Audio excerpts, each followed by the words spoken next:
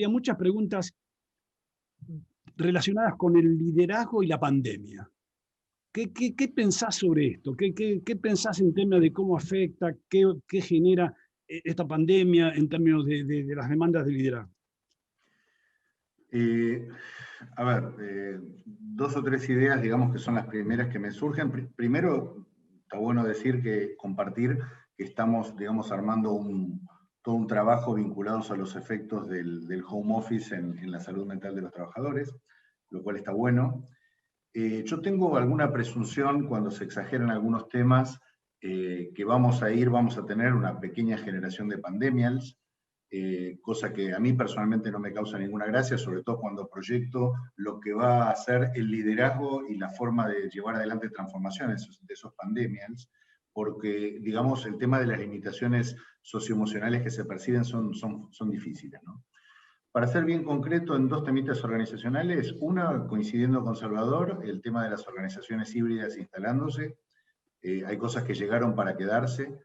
Es más, muy posiblemente, para ser bien concretos, nuestra propia, esta pequeña, íntima mini comunidad que queremos que se vaya agrandando, seguramente habrá una parte mucho que vaya a ser virtual. Pero yo me encuentro con dos fenómenos que me llaman mucho la atención cotidianamente, y hay una brecha que se ha abierto, que no estaba antes, entre los viejos y los nuevos. ¿Pero en qué sentido se abrió una brecha? Yo veo que suele haber hace muchos años este tema de, bueno, pero las nuevas generaciones que llegan a las organizaciones no están comprometidas. Yo soy muy defensor de que lo que cambia es cómo expresan el compromiso y qué cosa la organización tiene que cambiar para que sea una organización donde te quiera comprometer y permanecer. Ya no existe lo permanente, pero sí por lo menos lo regular, ¿no es cierto? Y la verdad que esa brecha de supuestos no comprometidos tiene como contracara un nivel de sobrecompromiso en los más viejos en antigüedad en una compañía que realmente me llama la atención. Entonces, se ha trabajado mucho sobre la idea de compromiso, pero tenemos cierta toxicidad en términos de el sobrecompromiso que hay de determinadas poblaciones. Y para ser concreto, porque acá hay gente muy importante del tema del área de recursos humanos, la inducción pasa a ser un proceso clave. La inducción pasa a ser un proceso clave y no lo hemos desarrollado para este momento ni para lo que viene. Y la verdad, lo más complejo, ustedes la mayoría lo deben saber, pasan 4 días entre un lunes que alguien empieza un trabajo y el jueves donde ya sabe dónde están los referentes y cómo se toman determinadas, quiénes y cómo toman determinadas decisiones. 4 días, ¿sí? Es bastante importante porque después se confirma racionalmente, pero la intuición está. Y la verdad, la ausencia de poder conectar con referentes desde el principio es un tema que vamos a tener que mirar. Con lo cual, yo soy, digamos, muy optimista en términos de muchas cosas, pero acá tenemos que tener algunos cuidados. No sé si más o menos contesté, pero fue lo primero que me surgió desde la práctica. Perfecto, Pablo. Pablo, te aprovecho de algo que viene a cuenta de lo que estás hablando, que alguien se agrega, ya van llegando las preguntas, así que vamos a ir administrándolas con respuestas más cortas para que den posibilidad de que todos puedan responder. Pablo, alguien me dice acá, es decir, si la pandemia y la pospandemia desnudó a aquellos líderes, o los que no lo son, que ocupan ese rol. O sea, así como muchas cosas sabemos que ha impactado la pandemia, ¿esto descubre el velo, te pone más evidente? ¿Alguna reflexión breve tuya, Pablo? Sistémicamente se polarizó y se expresó más lo que ya estaba instalado en el sistema. El equipo que era exitoso, integrado y alineado, lo es más. El equipo que estaba, ahora lo ves. Es como decir, bueno, como las parejas. Más breve que eso, no sé. Bueno, Salva, una pregunta que hay, que está muy relacionado con algunos comentarios sobre categorías de liderazgo. Liderazgo transformador, adaptativo, flexible, abarcativo, dominador. ¿Qué reflexión te da la existencia de tantas categorías para un fenómeno tan particular como un proceso tan particular como el liderazgo? Sí, me parece que en realidad son categorías basadas en rasgos. Lo que me parece que cuando se intenta generar este tipo de categorías, lo que se hace es, se toma un rasgo determinado. La teoría de los rasgos es la teoría más, en realidad, es la primera y la más abundante en el liderazgo, en el análisis teórico del liderazgo, y lo que hace es enumera cuáles son las características deseables de los líderes, y tiene el problema de que describe, pero no explica por qué se produce el liderazgo como fenómeno de influencia, y tiene el otro problema que los rasgos tienden a infinito. Entonces, me parece que cuando se generan categorías, se produce un fenómeno muy parecido al de la teoría de los rasgos, que es que se generan listas. Las listas tienden a ser interminables, y de nuevo, me parece que lo más importante es que no explican el proceso. Yo creo que lo que nosotros hemos hecho al indagar en toda la teoría existente y ver cuáles son las alternativas es desarrollar un modelo que se refiere al proceso, al cómo, al qué, hacia dónde vamos, cuál es la cultura generada, cuáles son los resultados vinculados con el funcionamiento de ese proceso. Me parece que el intento de categorizar los tipos de liderazgo es una respuesta espontánea, muy natural, muy comprensible, pero que no agota el fenómeno para nada. Bueno, hay una que llega por aquí que en realidad me la voy a tomar para mí, pero dice, ¿cómo administramos? Perdón, hay un anterior. Si no hay nada nuevo en la agilidad, más allá de la síntesis mencionada, ¿por qué tanta demanda en este tema? Y complementariamente a esta, para no seguir con el tema de agilidad y la complemento también, dice, ¿cómo y qué hace que un buen líder pueda imprimir agilidad y cercanía sin que lo primero te distancie? Bueno, a ver, primer aspecto, comentario que yo hice sobre que no hay nada nuevo. No hay nada nuevo en conceptos, pero hay algo que es absolutamente determinante que hoy hace, primero, necesario y factible la posibilidad de operar en agilidad. Una de las características que tiene la transformación digital es que pone en contacto tres elementos que están presentes en toda organización. Los contenidos, o sea, las ideas, lo que realmente opera en esa organización, los procesos y las plataformas. Esto es vital. Voy a tomar un ejemplo para ser más preciso. Siempre dijimos enfocarnos en el cliente. Y eso es un mensaje que seguramente que los que están acá en la audiencia lo habrán escuchado casi de chiquito, y todo quien no quería enfocarse en el cliente. Es raro. Hay algunas circunstancias de empresas que estaban muy a espalda del cliente, pero así les fue. Pero enfocarse en el cliente. Eso implica, básicamente como contenido, una cosa elemental, pero hay otra cosa que es básica, que detrás de ese contenido hay un proceso. Y yo voy a recordar un poco la experiencia que tuvimos con Pablo trabajando juntos en el Banco Río, luego Santander, que inventamos una frase que se llamaba como, Pablo, al cliente más, ¿no es cierto? Al cliente. Era un enfoque de acercamiento. Ahora, lo que pasa, quiero decir una cosa, ese al cliente más en el banco era casi un mandato, una idea, una visión, que se lo poníamos a todos, pero no teníamos en términos de plataformas y procesos nada que nos pudiera identificar con certeza quién era el cliente, cómo estaba segmentado, cómo llegábamos a él, cómo podíamos de alguna manera mandarle mensajes diferentes. El mundo digital permite que todo eso sea accesible.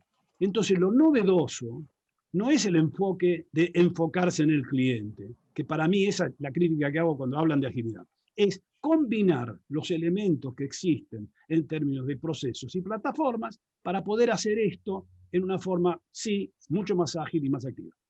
Y contesto la pregunta siguiente sobre el tema de los líderes en términos de distanciamiento o acercamiento. Miren, yo creo que uno de los temas básicos de la agilidad también se da en cuenta de algo que todos practicamos y que conocemos mucho, es que la agilidad invita fundamentalmente a evitar el distanciamiento en tener que generar muchas más relaciones e interacciones con mucha más frecuencia. Hay un modelo de gestión que se llama Managing by Walking Around, el de caminar en forma permanente y estar accesible. Hoy, por distintas razones, no podemos hacerlo todo, pero yo quiero decirles de que hoy, con el mismo concepto, las plataformas nos permiten estar muy cerca de la gente. Habrá temas de la interpersonalidad que no se podrán dar, pero que obligan a manejarse de una forma muy disciplinada al líder en saber que tiene que estar en contacto periódico y que tiene que evitar que en términos de distanciamiento le rompa esa cuenta de agilidad. Y esa es mi idea desde el punto de vista de lo que significa que no hay una contradicción entre agilidad y distanciamiento, aunque sí hay un desafío de modalidad de trabajo fundamental en el líder, en cómo trabajar. Hay otra pregunta, Pablo. Sí, José, yo voy anticipando, disculpas, estamos seleccionando las preguntas, aunque sea un par más, para que no se haga denso, pero por favor, excelente y gracias por toda esta participación. Hay una pregunta que te la traslado a vos, Pablo. Dice, ¿cómo administramos el dilema de la visión de la organización y la visión del líder? Esto es un tema que en el modelo está muy claro porque quizás no lo aclaramos suficientemente, que una cosa es la visión de la organización y otra la visión del líder. Si al modelo presentado le quitamos la palabra líder y le sustituimos por organización, ¿qué diferencias notamos? Todo tuyo, Pablo. Eso último no escuché, perdón. Si cambiamos la palabra líder y ponemos organización, ¿qué diferencias notamos? Y esta te la dejo toda ahí picando, es como Enrique cuando le hizo el pase gol a Maradona, ¿viste? A ver, vamos, distintas cosas que me surgen, ¿no? Para nosotros en algún momento fue revelador individualmente ver la diferencia, que una cosa es que el líder tenga la visión y otra cosa es que la sepa comunicar. O sea, son competencias distintas. Y que eso, ahí es donde hay una de las tantas pistas y puntas para el trabajo colaborativo. Cuando se trabaja el tema de la visión, para hacer llegar la visión del líder a lo organizacional, hay distintos instrumentos más o menos metodológicos que tienen que ver, a ver, ¿qué es lo que uno se encuentra? Se encuentra con declamaciones de valores que pintan las paredes corporativas o de pequeñas pymes o de lo que sea, una brecha muy grande con lo que pasa y realmente casi como si fuera una declamación y nada más. En el medio de lo organizacional y lo individual están los equipos.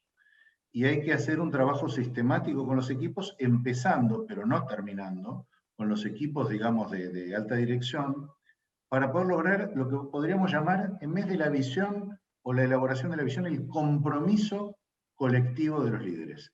Es como un instrumento intermedio que ayuda al líder a significar lo que está viendo, porque por algo tiene esa visión, y por algo la mayoría, digamos, intenta, digamos, depende en qué momento evolutivo esté, pero intenta proyectar, digamos, esa visión para que los demás trabajen con eso, y esta idea de que la cosa opere.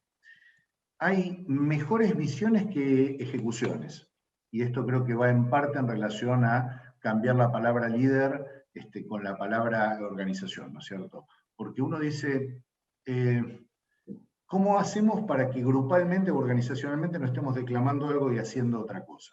Bueno, en principio identificando esas brechas, pero hay toda una serie de dispositivos, acá lo hemos trabajado muchísimo, ¿no es cierto?, donde lo que va a cambiar ahora es que se van a abrir espacios organizacionales que van a ser valorizados.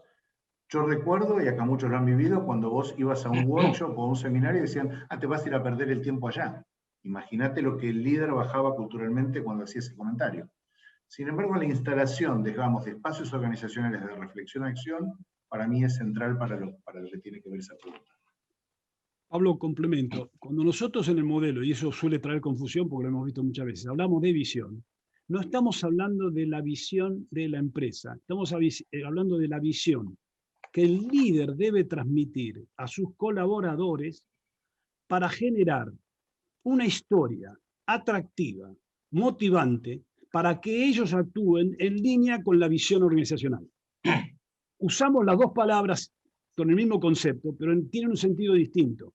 O sea que todo líder no puede tomar la visión organizacional porque la tiene que segmentar, la tiene que fragmentar, la tiene que vincular a lo que es cada una de las personas. Y este es el gran desafío del liderazgo. No simplemente te dicen, agarra el PowerPoint de la empresa, esta es la visión de la empresa, lo entendieron y todo. No, vis a vis, en mi relación, por ejemplo, con Pablo, en función de lo que es él, lo que tiene que hacer, yo tengo que transformar esa visión organizacional en lo que es propio y adecuado para la función que tiene que hacer Pablo. Y este es un trabajo central de la capacidad que todo líder tiene que hacer en la interpretación de los roles y de las personas. Por eso el trabajo es tan delicado y no es automático, y esa es una diferenciación. Pero creo que con esto más o menos estamos calificando exactamente lo que de alguna manera apunta al modelo. Bueno, acá hay otra pregunta relacionada básicamente con... La última, si te parece, José. Así arrancamos, ¿sí? Vamos. Sí. Acá hay otra pregunta que está relacionada básicamente con la situación básicamente de los dueños, una situación como si fuera, desde el punto de vista de empresas familiares, con dueños, que seguramente que algunos de estos están presentes dentro de la sala. Y la pregunta es, ¿cómo condiciona las empresas con dueños presentes en la operación, condiciona la formación y empoderamiento de los líderes? ¿Qué te parece, Salva? Sí, definitivamente puede hacerlo. Lo que hay que entender acá es que en una empresa con dueños presentes, es altamente probable que ese dueño haya construido la empresa. Cuando digo construido es, haya tenido la idea, la haya generado, la haya desarrollado, haya hecho la inversión. Y es altamente probable que ese dueño o esos dueños tengan su propia identidad profundísimamente ligada con la empresa, con el agregado de que con toda seguridad hay algunas capacidades que estos dueños poseen en particular y que resultan importantes para la empresa. A veces es una capacidad técnica. En una pyme que es una tornería, el dueño original es un tornero y quizás es el tornero más experto que hay. A veces es una capacidad comercial, a veces es una capacidad operativa, administrativa, pero es altamente probable que por todas estas razones los dueños presentes, que están todos los días en la empresa, tengan una influencia mucho más allá de sus roles formales. Y por supuesto que esto influye en el empoderamiento, como dice la pregunta, en el empoderamiento de los líderes de esa organización. Y el resultado es un fenómeno que generalmente conocemos. Muchas de estas empresas con dueños presentes tienen dificultades para operar cuando los dueños no están. ¿Por qué? Porque recordemos que aparte recordemos, no necesariamente lo recuerdan, pero se los digo, nosotros hacemos mucho hincapié también en el modelo de rol directivo. Los directivos tienen en su trabajo una dimensión estratégica que definen hacia dónde va el negocio, una dimensión administrativa, organizan, planifican, controlan, pero eso se complementa con la dimensión del liderazgo y con la dimensión del desarrollo de las personas. Esta última dimensión del desarrollo de las personas que trabajan en la organización no siempre es atendida adecuadamente en las organizaciones que tienen dueños presentes. ¿Por qué? Y porque lo que les decía antes, el dueño tiende a concentrar decisiones y sobre todo a concentrar decisiones y a intervenir según su necesidad interna. Esta es una dificultad natural y es uno de los procesos que tiene que llevar a cabo una organización con dueños presentes para crecer. Y son procesos complejos, difíciles y largos, que no se resuelven de un día para el otro. Y ni hablar si los líderes que se tienen que desarrollar son hijos o parientes, pero no vamos a entrar en eso. Claro, ese es un problema adicional. Y hay otra observación. En muchos casos estos dueños tienen que también darse cuenta que muy probablemente en ciertas etapas de su vida organizacional pueden ser factores negativos del proceso de desarrollo de la propia organización. Entonces allí se da un desafío de transformación, que es un tema que hemos acudido muchísimas veces, así que de alguna manera es parte de la agenda de transformación. Voy con la última, y la última se refiere básicamente a una pregunta que nos une mucho, porque dice, ¿cómo llegar a los estudiantes universitarios con estos conceptos? Entonces, permítanme sintetizarla. La experiencia nuestra nació básicamente dentro del ámbito del ITBA, una universidad privada, y se transformó luego en un elemento desde el punto de vista de formación y de comunicación, no solo dentro de la institución, sino en 3 niveles.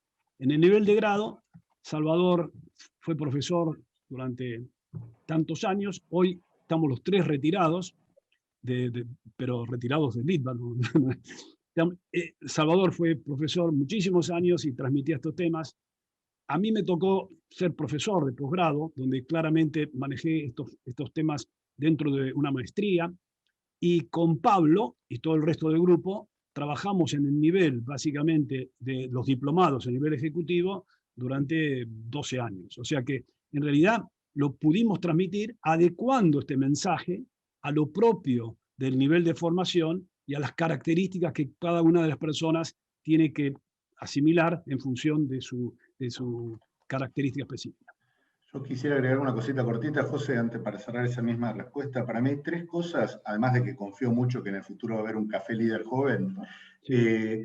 Animarse a que los mismos jóvenes, digamos, trabajen sobre el tema de desarrollo organizacional, desarrollo de liderazgo y sobre todo en el pensamiento sistémico.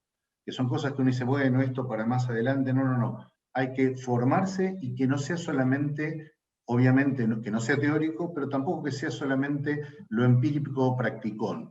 Entre lo teórico y lo empírico practicón está la conceptualización de la práctica. Y ahí me parece que los jóvenes universitarios tienen un potencial infinito, pero hay que animarse. Yo durante mucho tiempo dije, bueno, pero ¿tengo autoridad moral para hablar de esto por relación experiencia-edad? Y la verdad es que hay que animarse. Trabajándose mucho, pero hay que animarse.